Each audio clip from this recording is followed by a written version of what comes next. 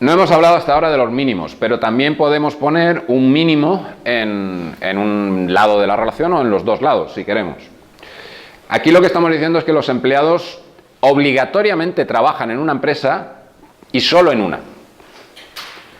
Las empresas no tienen limitaciones, pueden tener todos los empleados que quieran, desde 0 hasta muchísimos. También se suele hacer mucho el hablar de la relación únicamente en las limitaciones. Si yo quiero contarle a alguien cómo es esta relación, le digo, pues los empleados están obligados a trabajar y solo pueden trabajar en una empresa. Y se entiende que todo lo demás no tiene limitaciones, que las empresas tienen un 0n por cardinalidad. Si la vemos al revés, o si la hemos diseñado al revés, en este caso lo que decimos es que las empresas están obligadas a tener un empleado, pero pueden tener todos los que quieran. De mínimo 1, de máximo n, muchos, indeterminado. Quien también tiene limitaciones es el empleado, no porque esté obligado a trabajar en una empresa, sino porque como mucho puede trabajar en una empresa. Lo mismo de antes, si quiero contar la relación, digo aquello que está limitado. Digo, las empresas están obligadas a tener empleados y los empleados como mucho trabajan en una empresa. Y todo lo demás se da por supuesto. Podríamos hacer este tipo de cosas y es establecer doble restricción de existencia. Las empresas están obligadas a tener empleados y los empleados están obligados a trabajar en empresas. Dice, las empresas no pueden estar en mi base de datos si no las relaciono previamente con un empleado. Y los empleados no pueden estar en mi base de datos si no los relaciono previamente con una empresa. ¿Qué hago? Como poder hacerse, se puede hacer. Ahora, evidentemente, cuando yo tenga que meterlo esto en una base de datos relacional voy a tener problemas, porque en bases de datos relacionales hay que ir paso a paso. Es decir, o inserto primero el empleado o inserto primero la empresa, pero no puedo hacerlo a la vez. Y como no puedo hacerlo a la vez y encima me dicen que o lo relaciono o mueren, pues entonces, ¿qué hago? Hay formas de arreglarlo, ¿de acuerdo? La más bruta de todas es coger y echar abajo todas las restricciones en el momento en que estoy haciendo las inserciones, lo hago con cuidado para no estropear la base de datos y cuando ya está todo correcto vuelvo a levantar las restricciones y ya se queda la base de datos tranquila. También hay otra forma de hacerlo y es no meterse en estos fregados. Coger y decir, bueno, voy a diseñar, pero voy a intentar poner las restricciones de existencia mínimas. En el sentido de, vale, es que es totalmente imprescindible, o sea, si no pongo esto, me arriesgo a que el usuario, a que el operador meta muchos errores en la base de datos. Vale, pues en ese caso pone restricción de existencia. Pero, por reglas generales, si tienes dudas, no pongas el mínimo 1. Ahora, por poder dibujarlo, se puede dibujar, ¿Solo es 0, 1, n? No, en realidad puedo poner todos los valores que me dé la gana. En este caso lo que estoy diciendo es que los empleados están obligados y trabajan en una única empresa, pero las empresas están obligadas a tener como mínimo 8 empleados. Es más, tienen que tener exactamente 8 empleados, porque lo he puesto aquí. Ya adelanto que esto en modelos relacionales es complicado. Habría que hacer algo más, algo adicional. Esto en tablas, simplemente con definir la tabla no se puede hacer. Vale, y claro, no estamos hablando de una base de datos de estas penosas de 2 entidades, estamos hablando de bases de datos, vosotros que vais a trabajar, vais a dirigir grandes empresas, estáis pensando en bases de datos de cientos de entidades, de miles de entidades. Y esas entidades se relacionan entre ellas. Y no necesariamente es una relación entre cada 2 entidades, puede haber todas las relaciones que queráis entre proyecto y empleado. Así que las cosas se nos van a ir complicando porque vamos a encontrar más entidades, más relaciones. Aquí tenemos proyectos que son dirigidos por empleados y los empleados trabajan para empresas. Bueno, pues cada relación tiene sus restricciones de correspondencia entre clases, sus restricciones de cardinalidad. Si os acordáis, la semana pasada hablamos de restricciones de correspondencia entre clases, pues es esto, las relaciones. Cada una de ellas tendrá, restricciones de cardinalidad diferenciadas, porque además no tienen por qué ser las mismas. Los empleados pueden dirigir muchos proyectos, pero no están obligados a dirigir proyectos, como mucho 1, pero como mínimo 0. Los proyectos pueden no tener director, pero pueden tener muchos directores. Los empleados tienen y solo pueden trabajar en una empresa, y las empresas pueden o no tener empleados, y en la cantidad que quieran. Vale, aquí el cambio está, el siguiente, este es el que estábamos viendo antes, aquí hay un 0 de mínimo, ahora le ponemos una restricción de existencia. Bueno, pues antes de almacenar cualquier empleado, debo tener alguna empresa y algún proyecto al que pueda asignar ese empleado. Los empleados están obligados a dirigir proyectos y solo uno, los empleados están obligados a trabajar en empresas y solo en una. Vamos a cuestiones un poco más sofisticadas. Hemos visto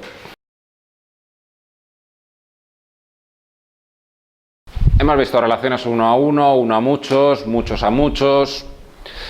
Hemos visto, acabamos de ver, la restricción de existencia que se aplica también a ese tipo de relaciones, y ahora vemos otro tipo de relación, que son las dependencias de identificador. Y es este caso que tenemos aquí.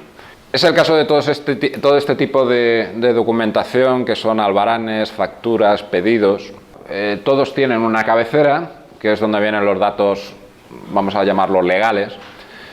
Número de factura, en este caso, que es este F0001.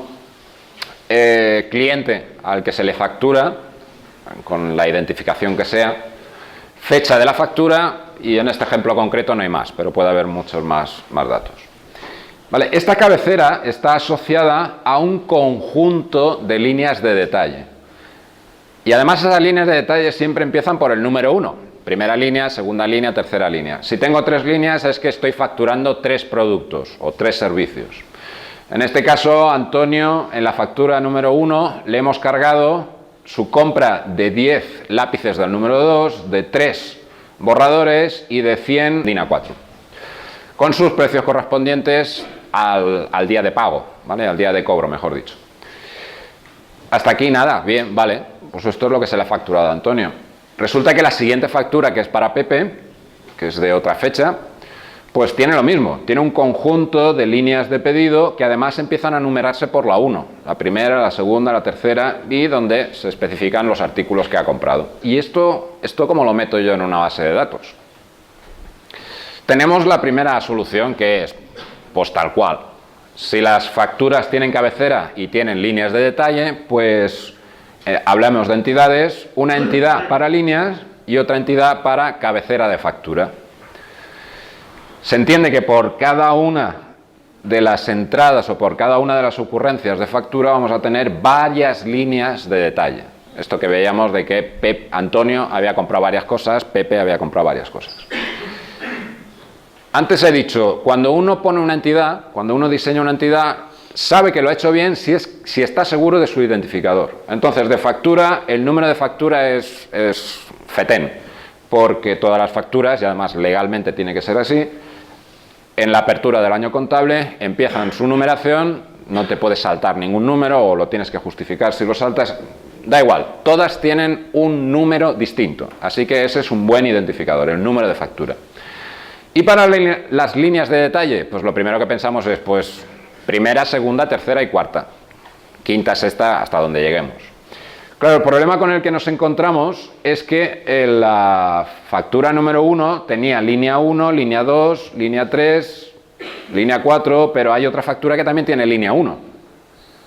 Si esto actúa como identificador, ya intuís que no puede duplicarse, o sea que tenemos un problema. El problema es que tenemos poca información en la entidad línea.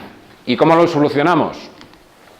Pues con una dependencia de identificador que la vamos a pintar así.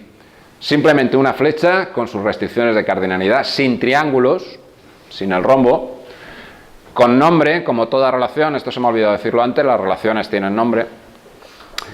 ¿Y qué es lo que conseguimos aquí? Pues con esto lo que estamos diciendo es que línea no tiene toda la información, tiene que robársela a alguien, tiene que complementarla con lo que le viene de factura.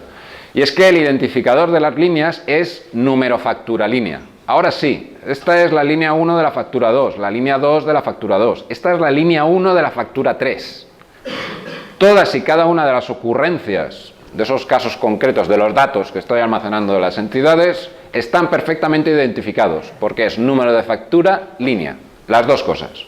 Así que cuando veáis esto, línea tiene dos partes en su identificador, tiene línea y tiene número. Tenéis que juntar las dos cosas. Tenemos otra posibilidad que son atributos en las relaciones. Hasta ahora hemos visto los nombrecitos de los atributos aquí en los cuadraditos, pero cuando uno establece una relación entre dos entidades, puede definir atributos que solo tienen sentido si esas entidades se relacionan. Es decir, si un cliente efectivamente alquila un coche en algún momento, entonces tiene sentido de hablar de desde cuándo lo alquila, hasta cuándo lo alquila, cuánto le voy a cobrar y si le aplico un descuento. Son atributos que no son del cliente, no son del vehículo, sino de la relación entre los dos. Tenemos otro tipo de relaciones que son las agregaciones.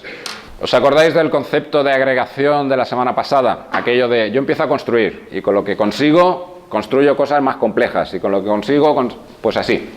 Bueno, pues este es un caso particular de esa agregación general de la semana pasada. Es el caso en el que una entidad se relaciona con una relación.